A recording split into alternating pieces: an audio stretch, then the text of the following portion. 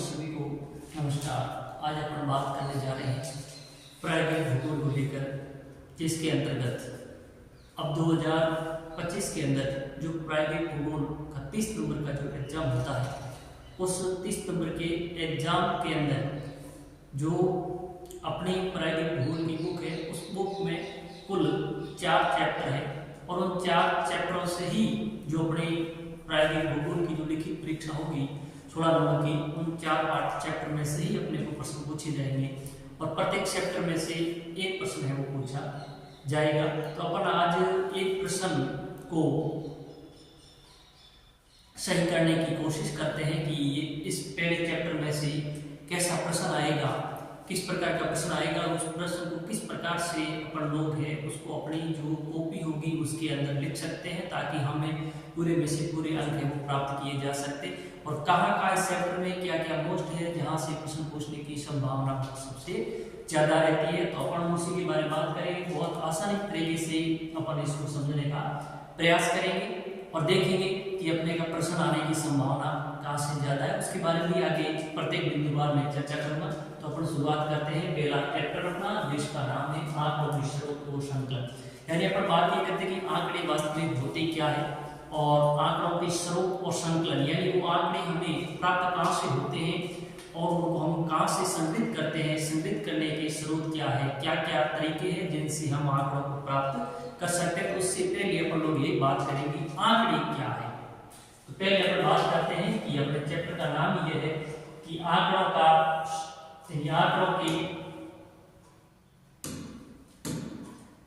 के स्रोत और संकलन। यानी ये जो आंकड़े हैं वो वास्तविक होते क्या है, या जिसको मैं कहूँ डाटा क्या है और ये कहाँ से इकट्ठे हैं किए जाते हैं। तो हम बात करते हैं आंकड़े क्या है। जब आंकड़े क्या है इसकी मैं बात करता हूँ, तो वास्तव में जब अपन आंकड़ों के बारे में बात करते हैं या इसको परिभाषित, यानी अपन जानते हैं कि आंकड़े क्या है सब मालूम है, लेकिन इसको थोड़ा परिभाषित करना अपने लिए, उनको शब्दों को जो अपने पास जानकारी है उसको शब्दों के रूप में किस प्रकार से लिखा जाता है, व्यक्त किया जाता है। देखो फिर मैं पहले अपन बात करते हैं विश्व में यथार्थ, यानी ये पूरा विश्व है, इस विश्व के अंदर यथार्थ का मतलब वास्तविक मापन को प्रदर्शित करने के लिए, वास्तविक विश्व के अंदर यथार्थ वास्तविक जो मापन होता है उसको प्रदर्शित करने के लिए जो संख्यात्मक सूचनाएं, किस प्रकार की सूचनाएं, यानी विश्व के अंदर यथार्थ यानी वास्तविक मापन को प्रदर्शित करने के लिए हमें कुछ संख्यात्मक सूचनाओं की जरूरत पड़ती है। और उन संख्यात्मक सूचनाओं को अपन क्या कहते हैं, आंकड़ा कहते हैं या डाटा कहा जाता है।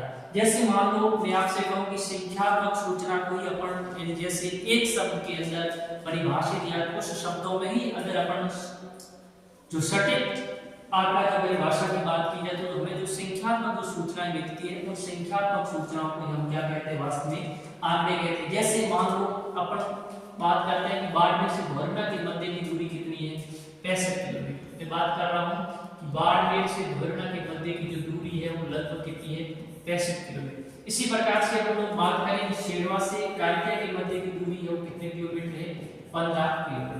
अब देखो ये 15 क्या है, संख्या है, और 65 भी क्या है, संख्या है, लेकिन इसके पीछे जो इकाई लगी है वो क्या लगी है, किलोमीटर की।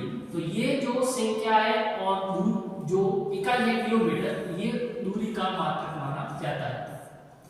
अब जैसे मैंने कहा 15 किलोमीटर, अब 15 एक संख्या है और किलोमीटर एक क्या है, जो जब अपन बात करें दूरी का मापन करने के लिए अपन किलोमीटर की पद्धति का उपयोग करते हैं। 15 किलोमीटर ये हमें संख्यात्मक सूचना मिली है कि बाड़मेर मतलब कालिका से शेरवा के मध्य की जो दूरी है वो मात्र कितनी है, 15 किलोमीटर। अब ये 15 किलोमीटर यही तो आंकड़े हैं, यही क्या है, आंकड़े। तो आंकड़ा का मतलब ये हुआ जो संख्यात्मक सूचनाएं हमें प्राप्त होती है उन संख्यात्मक सूचनाओं को हम क्या कहते हैं, आंकड़ा कहते हैं या डाटा।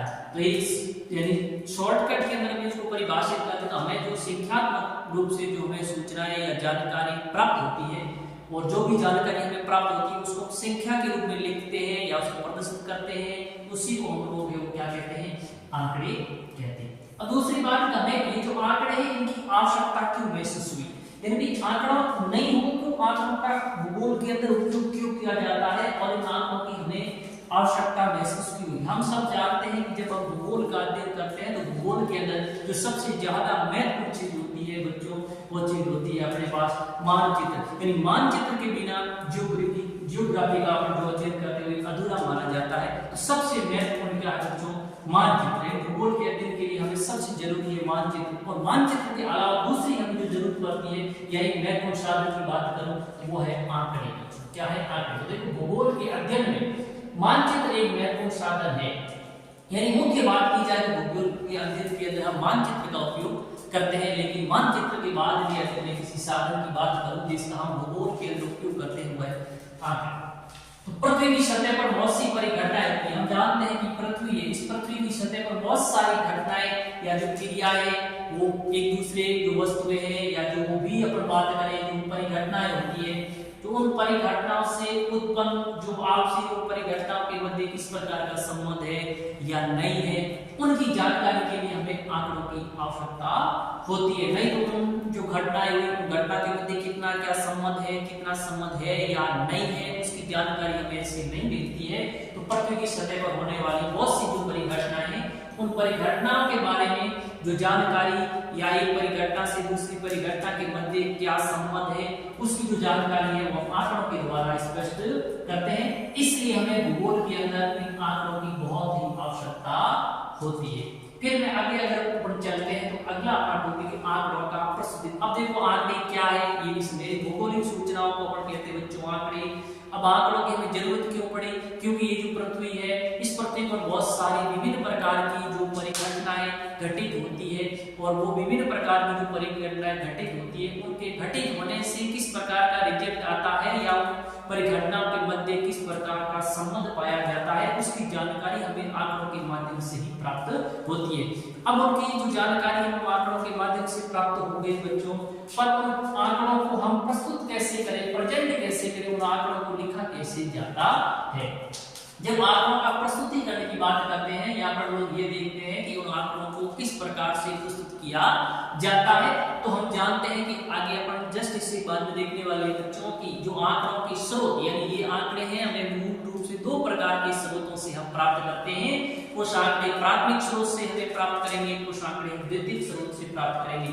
तो हम यहाँ पर बात करें बच्चों आंकड़ों का प्रस्तुतिकरण, यानी जो आंकड़े होते हैं उन आंकड़ों को किस प्रकार से प्रेजेंट किया जाता है। तब जब अपन यहाँ आंकड़ों के प्रस्तुतिकरण की बात करते हैं तो अपन जानते हैं कि हमें जो आंकड़े हैं बच्चों वो आंकड़े दो प्रकार के स्रोतों से मिलते हैं। प्राथमिक आंकड़े होंगे कुछ द्वितीयक आंकड़े। ये बात होती है कि आगे बढ़ेंगे कि प्राथमिक आंकड़े क्या होते हैं, द्वितीयक आंकड़े क्या होते हैं, लेकिन उससे पहले अपन ये आंकड़े मैं कह रहा हूँ दो स्रोतों से प्राप्त होते हैं, प्राथमिक और द्वितीयक। लेकिन अपने को ध्यान रखने योग्य बात ये ध्यान रखना है कि हमें प्राथमिक स्रोत से मिलने वाले आंकड़े हो तो द्वितीय स्रोत से मिलने वाले आंकड़े वास्तव में कैसे आंकड़े होते हैं बच्चों, कच्चे आंकड़े होते हैं, वो व्यवस्थित नहीं होते हैं, अव्यवस्थित आंकड़े होते हैं। इसलिए आंकड़ों को संग्रहित करने की आधार पर हमें जो आंकड़े प्राप्त होते हैं वो कैसे आंकड़े होते हैं, कच्चे आंकड़े प्राप्त होते हैं, वो व्यवस्थित नहीं होते। उन आंकड़ों से हमें कोई नहीं अर्थपूर्ण उस जानकारी भी प्राप्त नहीं कर सकते, इसलिए वो अव्यवस्थित होते हैं। उन आंकड़ों को हमें व्यवस्थित रूप से प्रस्तुतिकरण करते हैं। कच्चे आंकड़े होते हैं, उन आंकड़े जब जैसे जिस स्रोत से प्राप्त हुए वो कच्चे प्राप्त हुए, उनका कोई अर्थपूर्ण नहीं निकलता है, ना कोई हमें उन आंकड़ों के बारे में सटीक जानकारी होती है। इसलिए हमें आंकड़ों की क्या जरूरी है बच्चों, प्रस्तुतिकरण जरूरी है। उसको किस प्रकार से प्रेजेंट किया जाए ताकि हम उन आंकड़ों के बारे में अर्थपूर्ण जानकारी और सटीक जानकारी या उसका विश्लेषण और संश्लेषण करके नई जानकारी है वो प्राप्त कर सकते हैं। इसलिए हमें आंकड़ों का प्रस्तुतिकरण बहुत जरूरी है। अब जब हम बात करते हैं बच्चों आंकड़ों के प्रस्तुतिकरण को लेकर के, तो आंकड़ों का प्रस्तुतिकरण कैसे करेंगे, तो इसके लिए हमें सारणी की जरूरत होती है। सारणियां यानी जिसको अपन कहते हैं कि टेबल बनानी पड़ेगी, जिसमें क्या होते हैं बच्चों टेबल के अंदर कॉलम और क्या होती है पंक्ति होती है। तो जो टेबल बनाएंगे उस टेबल के अंदर जो कॉलम और पंक्ति होगी, उन पंक्ति के अंदर जो हमें डाटा या जो आंकड़े कच्चे आंकड़े प्राप्त हुए हैं उसको सही ढंग से क्रमबद्ध रूप से अपन क्या करेंगे बच्चों, व्यवस्थित करेंगे, यानी उसका वर्गीकरण करेंगे बच्चों। क्या करेंगे, उसका वर्गीकरण। अब वर्गीकरण भी कैसे, एक तो वर्ग अंतराल और दूसरा वर्गों की संख्या। अब आपको जो भी आंकड़े दिए होंगे बच्चों, जैसे ये आपको सामने टेबल दिख रही है, इस टेबल के अंदर हमें जो आंकड़े प्राप्त हुए, जैसे और भी अपनी बुक का उदाहरण लिया है मेरे बच्चों, उसको आप ध्यान से देखिए। मैंने थोड़ा बहुत मतलब कुछ बातों को ही यहाँ है वो समाहित किया है, कुछ बातें उसके अंदर है। ये आपको समझना ये है कि सबसे पहले जो हमें आंकड़े स्रोतों से प्राप्त होते हैं वो कच्चे आंकड़े होते हैं। उन आंकड़ों से हमें किसी प्रकार की कोई अर्थपूर्ण सटीक और जानकारी है या उसका संश्लेषण और उन आंकड़ों का हम विश्लेषण नहीं कर सकते हैं कि वो अव्यवस्थित रूप से हमें प्राप्त होते हैं, जो व्यवस्थित रूप में प्राप्त नहीं होते हैं। तब उन कच्चे आंकड़ों को हम व्यवस्थित रूप से उनसे कुछ विशेष प्रकार की जानकारी, उनका संश्लेषण, विश्लेषण और उसका अर्थ और उसकी सटीक जानकारी प्राप्त करने के लिए बच्चों हम उसको क्या करते हैं, उन आंकड़ों का प्रस्तुतिकरण करते हैं। प्रस्तुतिकरण का मतलब सबसे पहले हम आंकड़ों में क्या बनाएंगे बच्चों, उसकी सारणी बनाएंगे और सारणी के अंदर एक कॉलम और पंक्ति। जैसे बच्चों ये मैंने बनाई है कॉलम और पंक्तियां। अब इन कॉलम और पंक्तियों में जैसे मैंने 0 से 10, 10 से 20, 20 से 30, 30 से 40, 40 से 50, 50 से 60, 60 से 70, 70 से, ये जो बनाया बच्चों ये वर्ग अंतराल बोलते हैं। इसको क्या बोलते हैं, वर्ग अंतराल। अब वर्ग अंतराल का निर्माण कैसे करोगे बच्चों, जो भी आपको कच्चे आंकड़े प्राप्त होंगे उन कच्चे आंकड़ों की सबसे छोटी संख्या पहले हम क्या निर्धारित करेंगे, उन आंकड़ों सबसे छोटी संख्या कौन सी है, फिर उसी आंकड़ों के अंदर दूसरी बात अपन ध्यान रखेंगे सबसे बड़ी संख्या कौन सी है। अब छोटी संख्या और बड़ी संख्या जैसे हमें मालूम हो जाएगी तो उसके आधार पर हम वर्ग का क्या कर सकते हैं बच्चों, निर्धारण कर सकते हैं। फिर ये वर्ग अंतराल का निर्धारण अपन कर लेंगे। उसके बाद में अब उस जो हमें आंकड़े दिए उन आंकड़ों से कितने क्या वर्ग बनेंगे उसका वर्गों की संख्या का भी हमें क्या करना पड़ेगा बच्चों, निर्धारण करना पड़ेगा। तो वर्गीकरण के अंदर एक वर्ग अंतराल में कैसे क्या बनाते हैं उसके बारे में जो भी संख्या आपको दी हुई होगी उसको, जैसे मैंने यहाँ वहां जो टेबल में आपका उदाहरण दिया उसमें 0 से लेकर के 100 तक कुछ संख्या है वो आपको दी हुई है, इसलिए मैंने वहां वर्ग अंतराल रखा है। वो कितने का रखा है, 10 का रखा है। और जब वर्ग अंतराल 10 का रखा है तो 0 से 100 के बीच है तो 0 से 10 एक वर्ग अंतराल बना, दूसरा 10 से 20 वर्ग अंतराल बना, तीसरा 20 से 30 बना, चौथा 30 से 40 बना। अब इनके ये जो वर्ग समूह बन रहे हैं, जो अंतराल बन रहे हैं, इस प्रकार एक वर्ग समूह ये बना बच्चों।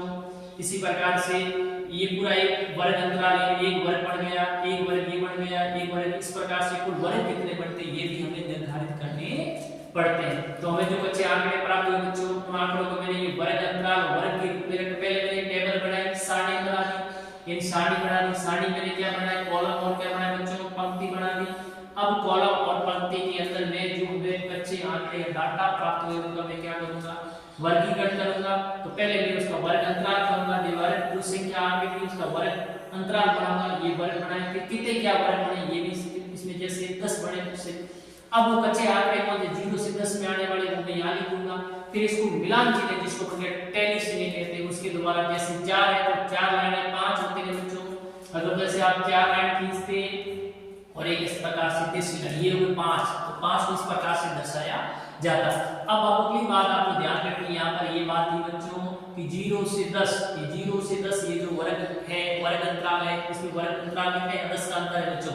तो ये जो वर्ग है इस वर्ग में आने वाले जो भी व्यक्तियों की या जो भी पदों की कितनी क्या संख्या, जैसे यहाँ ये 0 से 10 के मध्य क्या 2 है, 9 है और कितने बच्चों ये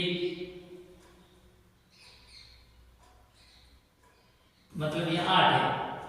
तो इस प्रकार से 0 से 10 के मध्य आने वाले जो कुल व्यक्तियों की संख्या वो कितनी है, 1 2 3 और 4, इसलिए व्यक्तियों की संख्या कितनी होगी बच्चों 4। अब 4 हमें क्या प्राप्त हुई है, 4 मैं कहता हूं f का मतलब आवर्ती है। 4 क्या 0 से 10 के मध्य कितने लोग हैं बच्चों 4, ये व्यक्तियों की हमें संख्या प्राप्त हुई। तो इस प्रकार से आंकड़े क्या होते हैं, दूसरा आंकड़ों की हमें आवश्यकता क्यों महसूस हुई, और तीसरी बात अपने बड़ी कि ये जो आंकड़े हमें प्राप्त होते हैं इन आंकड़ों को हम किस प्रकार से प्रस्तुत करते हैं, उसको प्रस्तुत करने का तरीका क्या है, 3 बात पढ़ी। अब अपन बात करते हैं, देखते हैं ये जो आंकड़े हैं ये आंकड़े हमें प्राप्त कहां से होते हैं।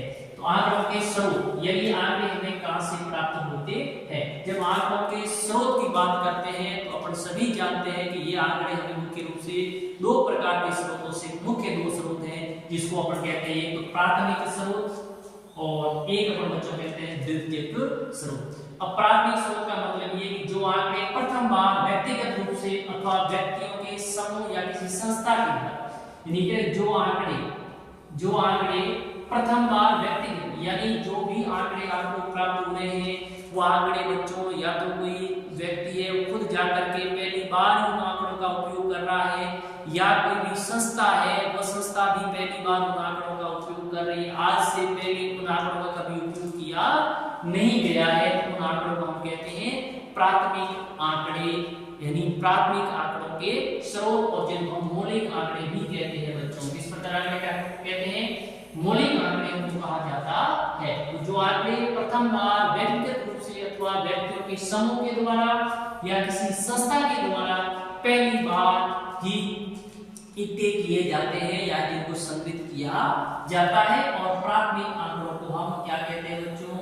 मौलिक आंकड़े वह भी कहते हैं। अब आपके दिमाग में विचार या ये इस प्रकार का प्रश्न उत्पन्न हुआ होगा कि ये जो प्राथमिक आंकड़े हैं वो है कि जो व्यक्ति या कोई संस्था हो सकती है या कोई व्यक्तियों का समूह हो सकता है, वो जाकर के किसी जगह से नए आंकड़े पहली बार आंकड़ों को प्राप्त करता है ना, उन आंकड़ों को हम कहते हैं प्राथमिक आंकड़े। अब ये प्राथमिक आंकड़े हैं, इन आंकड़ों को कहां से है वो हम प्राप्त कर सकते हैं। तो प्राथमिक आंकड़ों के स्रोत क्या है? पहला है व्यक्तिगत प्रेक्षण। क्या है बच्चों?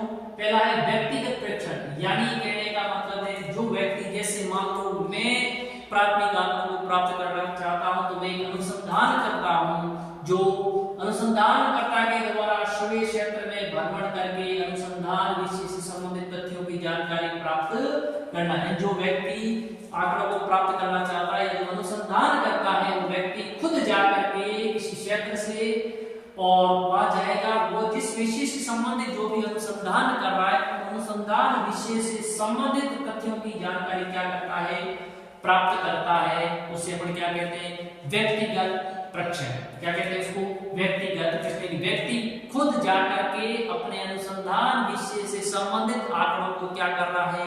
प्राप्त कर रहा है, इसलिए इसको अपन बच्चों कहते हैं व्यक्तिगत प्रेक्षण। अब ये होता है क्या? जैसे मान लो हमें कोई क्षेत्र है, किसी क्षेत्र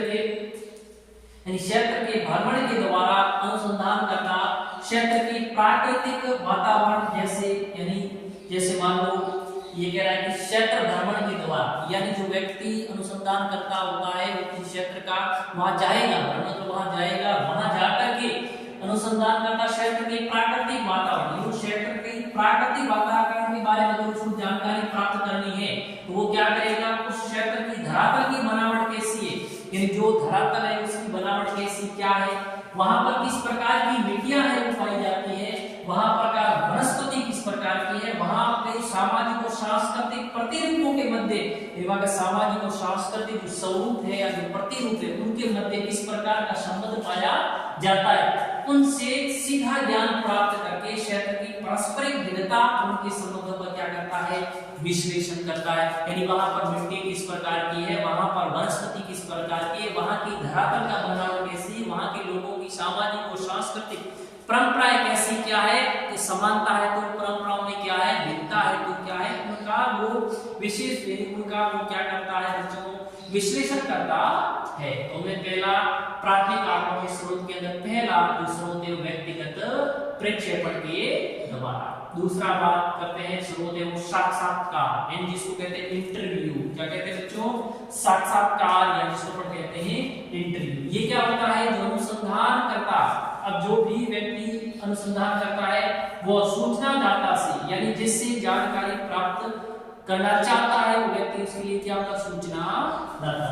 तो अनुसंधान करता सूचनादाता से व्यक्तिगत संपर्क स्थापित करके, तो वो खुद वहां जाकर के व्यक्तिगत संपर्क स्थापित करके वार्तालाप के द्वारा आंकड़े या सूचना क्या करता है? एकत्रित। यानी यहाँ पे अनुसंधान करता और एक होगा सूचनादाता। तो अनुसंधानकर्ता और सूचनादाता दो व्यक्ति होंगे। तो अनुसंधान करता है वो सूचनादाता से व्यक्तिगत संपर्क स्थापित करेगा, और व्यक्तिगत संपर्क स्थापित करके परस्पर उससे क्या करेगा? वार्तालाप, यानी उससे बातें करेगा। वो बातों के द्वारा वो आंकड़े या सूचना क्या करता है? एकत्रित करता है। उसको अपन क्या कहते हैं? साक्षात्कार विधि जो व्यक्ति मतलब अपन जो प्राथमिक आंकड़ों का है क्या माना जाता है, स्रोत। तीसरा जो तरीका है वो है प्रश्नावली। तीसरा तरीका कौन सा है, प्रश्नावली। और इस विधि में अनुसंधानकर्ता अनुसंधान विषय से संबंधित समस्त प्रश्नों की प्रश्नावली।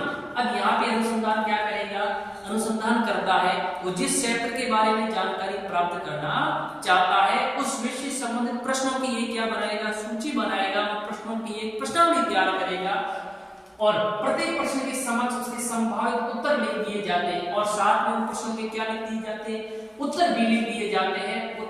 और जो उत्तरदाता होगा जिससे जानकारी प्राप्त करना चाहता है वो सिर्फ उनके द्वारा लिखे गए उत्तर में से ही किसी उत्तर को सही करता है, लेकिन प्रत्येक प्रश्न के समक्ष उसके संभावित उत्तर लिख दिए जाते हैं। प्रश्नावली में प्रकाशित प्रतियां, अब वो जो भी प्रश्नावली में प्रश्न तैयार किए उन प्रश्नावलियों की प्रतियां जो है वो डाक के माध्यम से जिससे जानकारी प्राप्त करना चाहता उस व्यक्ति तक पहुंचाता है।